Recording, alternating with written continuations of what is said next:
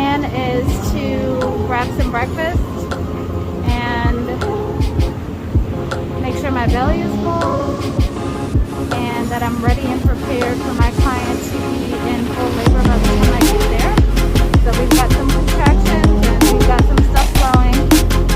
We're just praying for alignment and time, and I'm trying to get used to this standby life. This is my first time flying standby, so we'll see how it goes. It's my first time in O'Hare Airport. It's beautiful and huge. I'm headed to my connecting flight, so I'll check in with you guys soon. So I found a really, really dope spot to grab breakfast this morning. It's called Berghoff's Cafe. I had an amazing mushroom and onion olive, which is about to be amazing.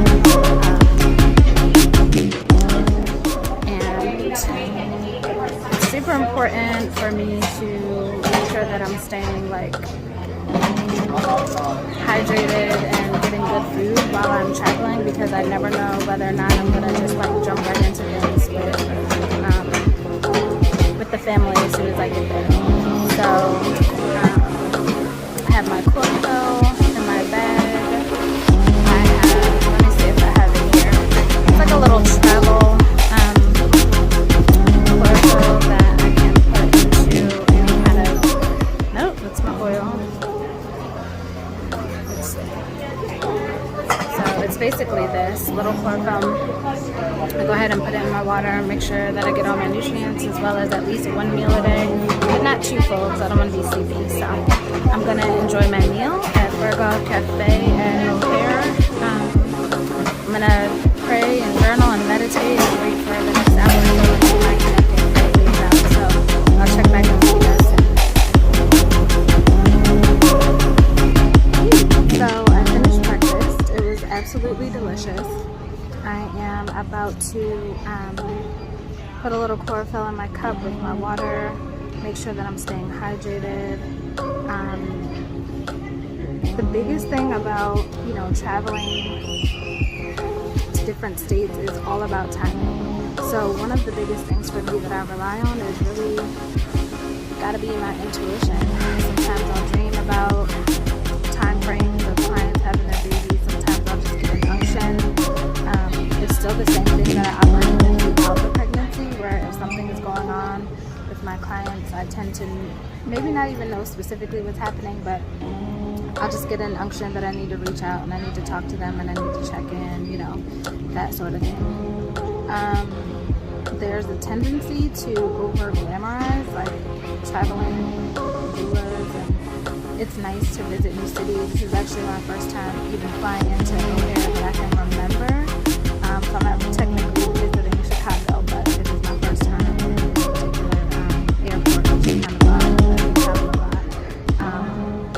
But it can be hectic. So in this particular case, I'm flying standby, so I actually don't know exactly when I'm leaving or could leave. I am praying that each of my assigned flights that kind of go back to back have space for me. So my first flight, I literally got the last thing to do.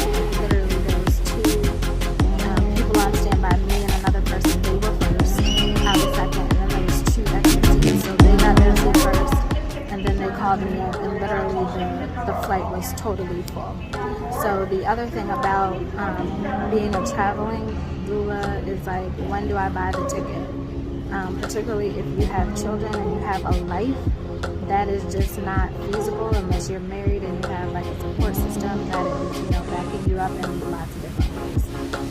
So for me, this was making sure that my youngest is taken care of gratefully.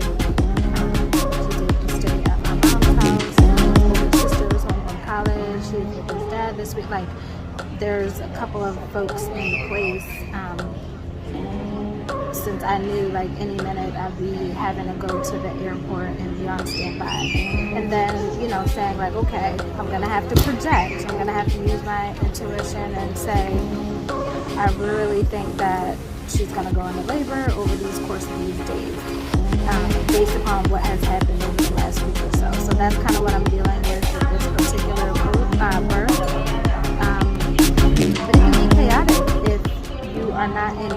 clients and highly communicative and knowing when to take that leap. And so I was going to leave yesterday actually, but that midday direct flight was actually booked. There was no space for standby. So today, these flights had a little bit of space.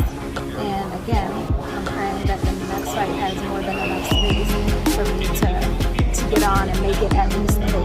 And then I'll do the same thing headed back home, but less pressure because I won't be there, right? So anyway, I'm just kind of giving you the ins and outs of what it looks like. Super excited to welcome this little one. Mama is doing beautifully. But yeah, I just wanted to give a little insight into what it looks like. It can get a little wild. It can get a little crazy. I don't do this often at all. But I have literally driven across the country for births. I did that earlier this year. But I had several births lined up back to back over like an 8-week span. I took my children with me. Everybody was virtually schooling. And so that was a little bit different because we basically just had a home base at hotels. We didn't have to like leap and jump up. We kind of knew like where that first birth was going to be taking place because of the type of birth that it was. And then we waited. So the last birth was the one where we were like, all right, babe, like what are we doing, baby?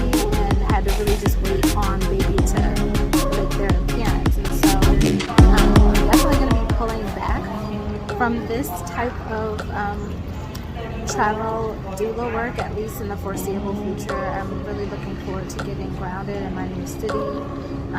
Looking forward to just having a little bit more stillness in that regard. Of course, I'm going to be traveling and exploring new cities, but I really would like for that to be for leisure, not for business, not for clients, not for obligation and responsibility and all of that kind of jazz. And so I'm really going to be sticking to the virtual coaching and in-person support in the city that I'm actually living in, as well as postpartum support, so that I can actually create a schedule around my days. So yeah, if you are single and or childless, or maybe you're married and your children are older, this is something that might be super interesting to you and that you might find to be like an amazing time, just traveling around, spending your time in cities maybe that you haven't been able to explore, and supporting families. So just, you know, a little insight. Berghoff's cafe was delicious. That mushroom onion omelet was banging. So yeah, I cannot wait to like actually come to Chicago, the city, and explore the food. I'm definitely a foodie, and just that little taste of that cafe, I was like, yeah, I'm gonna need to come back. But that's it. So I'm popping out now. I will come in and share a little bit more, but right now I have like another hour or so before I find out whether or not I'm actually making it onto this one. So I think I'm gonna wrap it up for now. If you have any questions, please feel free to drop them in the comments, and I will answer any kind of questions that you have about this entire experience. I appreciate you listening in and just seeing what's going on here. If you feel like sharing these videos or any of the content that you found here, please like, share, and subscribe. And I will pop in soon, probably after the baby gets here, but I will pop in soon. So you guys have an amazing rest of your day. Bye-bye.